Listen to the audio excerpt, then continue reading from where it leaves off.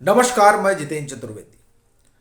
ये तो अरविंद केजरीवाल ने भी नहीं सोचा होगा कि एक फोन करेंगे और वो फोन जो है उस फोन में जो रिकॉर्ड डाटा होगा वो डाटा अरविंद केजरीवाल के घर का पता एजेंसियों को बता देगा। सवाल यह है कि वो आखिर वो फोन कॉल किसको की गई थी, उसका हम लोग खुलासा करेंगे। और इसका भी कि आखिर वो कौन मुलाकात थी जिस मुलाकात ने अरविंद केजरीवाल की समस्या बढ़ा दी। लेकिन उससे पहले बात हम लोग दरअसल उस प्रेस कॉन्फ्रेंस की करेंगे जो अरविंद केजरीवाल ने की, और उसकी भी जो पिछले 3 दिनों से संजय सिंह कर रहे हैं। और अरविंद केजरीवाल ने जो प्रेस कॉन्फ्रेंस की उसमें संजय सिंह बगल में बैठे भी थे। तो इस पर बात करेंगे और फिर हम लोग आएंगे उस फोन कॉल पर। और ये जो प्रेस कॉन्फ्रेंस पर इस पर बात करना इसलिए भी जरूरी है क्योंकि जिस फोन कॉल और मुलाकात की हम लोग बात करेंगे उसका प्रत्यक्ष या परोक्ष रूप से संबंध इस प्रेस कॉन्फ्रेंस से है। मनीष सिसोदिया से माफ करिए, अरविंद केजरीवाल से हम लोग शुरू करते हैं। अरविंद केजरीवाल ने सम्मन आने के बाद उनकी ये प्रेस कॉन्फ्रेंस होती है और उस प्रेस कॉन्फ्रेंस में वो कई चीज़ें कहते हैं, खुद को ईमानदार वगैरह बताते हो तो एक अलग मसला है।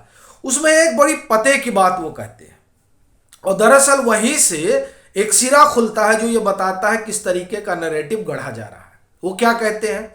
वो कहते हैं कि पहले तो नंबर 3 को पकड़ा गया सत्येंद्र जैन, फिर नंबर 2 को पकड़ा गया मनीष सिसोदिया, और फिर वो आगे कहते हैं कि दरअसल उनको तो इसीलिए पकड़ा ही गया ताकि अरविंद केजरीवाल की गर्दन तक पहुंच सके। यह बड़ी चीज है जो उन्होंने अपनी प्रेस कॉन्फ्रेंस में कही। यानी कि जब मनीष सिसोदिया को एजेंसियों ने हिरासत में लिया तो यह अरविंद केजरीवाल भी जान रहे थे और बाकी सब लोग तो जान ही रहे थे कि अब जो कुछ मनीष सिसोदिया से पूछताछ में निकलकर बाहर आएगा उसके बाद अगला नंबर अरविंद केजरीवाल का होगा। तो क्या यह माना जाए कि यह जो नैरेटिव बनाया जा रहा है, नैरेटिव कौन बनाया जा रहा है? अब आप देखिए, तमाम वो लोग जो कभी आम आदमी पार्टी से जुड़े रहे और अब दोबारा अपने पेशे में है, और वो भी जो आप एक तरह से कहें कि एक नैरेटिव गढ़ने की मशीनरी का हिस्सा तो है ही है, वो लोग अब ये बताने में जुटे हुए हैं कि दरअसल जो विधानसभा में अरविंद केजरीवाल ने पीएम पर हमला किया उसकी वजह से, जो उन्होंने डिग्री का मसला उठाया उसकी वजह से उनको निशाना बनाया जा रहा है। ये नैरेटिव तैयार किया जा रहा है ताकि जो भ्रष्टाचार के आरोप आम आदमी पार्टी की सरकार पर लगे हैं और जो ऐसा लग रहा है कि अब आम आदमी पार्टी के अगुआ और दिल्ली के मुख्यमंत्री पर भी चिपक सकते हैं, तो वो दरअसल नैरेटिव ना बने इसलिए विधानसभा में अरविंद केजरीवाल के भाषण का हवाला दिया जा रहा है और डिग्री की बात कही जा रही है। जबकि जब अरविंद केजरीवाल ये कहते हैं कि इरादा यही था कि गर्दन तक हमारे हाथ पहुंचे, तो इसका मतलब ये हुआ कि अरविंद केजरीवाल जानबूझकर इस तरह का हमला कर रहे थे ताकि जब ऐसी संभावना बने ईडी या सीबीआई उनको सम्मन करे तो ये नैरेटिव बने कि नहीं, क्योंकि हम पीएम पर हमला कर रहे थे इसीलिए हमको परेशान किया जा रहा है। और दरअसल यही बात तो 3 दिन की प्रेस कॉन्फ्रेंस में संजय सिंह ने भी कही कि हम चूंकि नरेंद्र मोदी सरकार पर हमला कर रहे थे, उनके भ्रष्टाचार को उजागर कर रहे थे, उनका अडानी के मसले को उठा रहे थे, इसलिए जो है उनका नाम ईडी की चार्जशीट में आता है। और फिर आप देखिए, पहले दिन ही ग्राउंड बना लिया जाता है कि दरअसल सारे स्टेटमेंट जो हैं वो गड़बड़ हैं, क्योंकि वो जो स्टेटमेंट है वो डरा धमका कर लिए गए। तो ये तमाम ग्राउंड जो है वो पहले बना लिया गया और एक नैरेटिव सेट किया गया, या उसकी हम कहें कवायद हुई।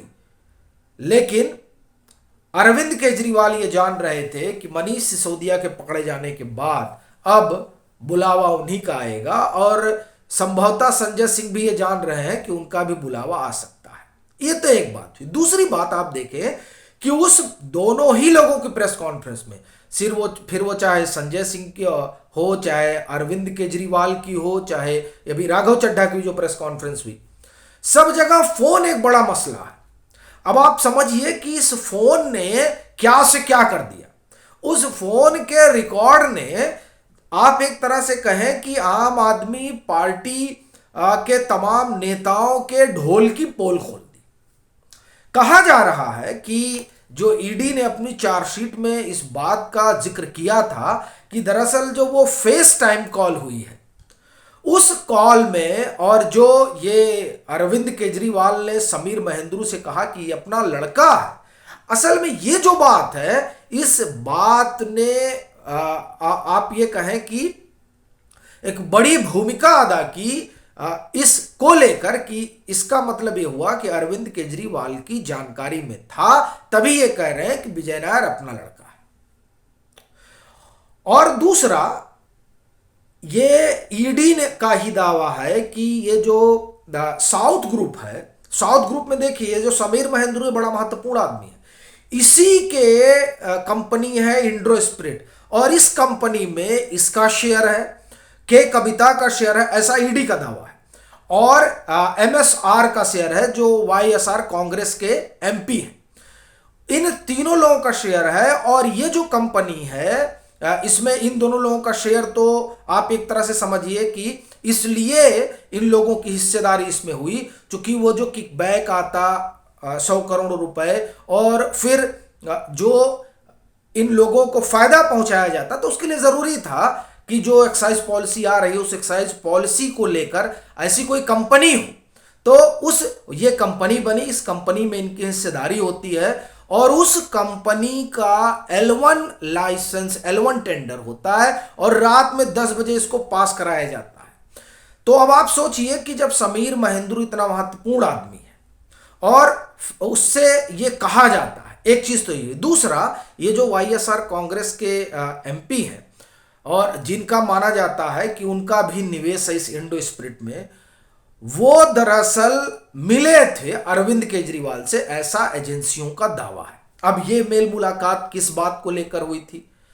अब ये एजेंसियों का दावा है कि मुलाकात हुई थी, और उस मुलाकात को इस पूरे मामले से जोड़कर देखा जा रहा है, क्योंकि वो अभी इस मामले से जुड़े हुए हैं, ऐसा एजेंसियों का दावा है।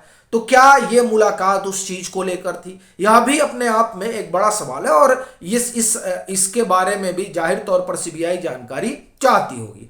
और एक चीज और, जो ग्रुप ऑफ मिनिस्टर्स की मीटिंग हुई, जो कैबिनेट की मीटिंग होती है, उस मीटिंग में इस पर चर्चा होती है, और यह दावा किया जा रहा है कि उसमें अरविंद केजरीवाल मौजूद होते हैं।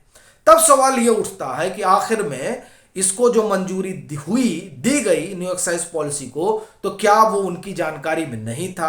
अच्छा, अब नहीं था ये कहना भी मुझे लगता है कि ठीक नहीं होगा, क्योंकि वो तो सीधे सीधे कह रहे हैं कि जो ये न्यू एक्साइज पॉलिसी है दिल्ली की, इसी पॉलिसी को हूबहू पंजाब में लागू किया गया, पंजाब में फायदा हो रहा है। एक बड़ी चीज आप देखिए, तो क्या वो ये कहना चाह रहे हैं कि यहां न्यू एक्साइज पॉलिसी जब आई थी तो घाटा हो रहा है, और अगर फायदा हो रहा था तो उन्होंने न्यू एक्साइज पॉलिसी वापस क्यों ले ली? पहला सवाल। दूसरा सवाल, उन्हीं के मंत्री जब मनीष सिसोदिया, जब ये एफआईआर वगैरह होता और सीबीआई जांच पड़ताल शुरू करती है, तब वो कहते हैं कि नहीं, ये घाटा तो इस वजह से हो गया चूंकि इससे जो है बेतरतीब तरीके से एलजी ने लागू करवा दिया। और फिर उन्हीं के वकील कोर्ट में कहते हैं कि नहीं, इससे तो राजस्व का बड़ा फायदा हुआ। तो ये जो आप एक तरह कहें कि कई तरह के जो बयान है, वो बयान और ये जो मुलाकातों का सिलसिला है वो, और वो जो कॉल डिटेल है वो, इन 3-4 चीजों ने मिलकर आम आदमी पार्टी के अगुआ की समस्या बढ़ा दी है। और ऐसा लग रहा है कि जब सीबीआई से मुखातिब होंगे तो ये सब सवाल जो है वो बड़े महत्वपूर्ण होंगे, और उनके लिहाज से बड़े गंभीर भी होंगे। आपकी अपनी क्या राय है जरूर साझा करें, और अगर आप मतांतर से नहीं जुड़े हैं तो जुड़ें भी। वीडियो को खूब लाइक करें और खूब शेयर करें।